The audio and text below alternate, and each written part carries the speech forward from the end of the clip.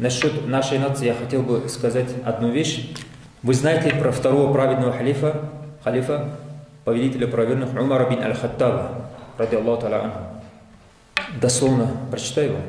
Аллах же возвеличил нас посредством ислама.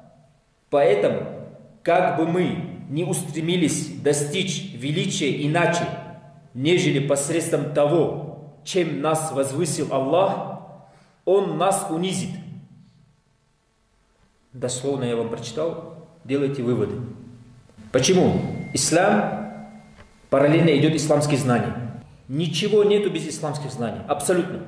Ни дружбы, ни понимания, ни ценности, ни любви ради Аллаха и Его посланника. Нету. Ислам параллельно с ильму и амал. У нас есть шанс. Есть шанс у нас. Я вас призываю всех, кто здесь находится, кого здесь нету, кто потом это услышит. Если возможность есть, малейшая, отправить своих детей, племянников, родных, близких, обучаться исламским знаниям. Ради Аллаха, ради нашей нации, ради будущего наших детей.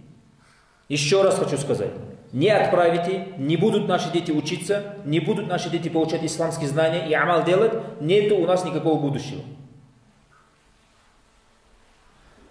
Отправите, у нас будет будущее лучше, чем мы можем себе представить.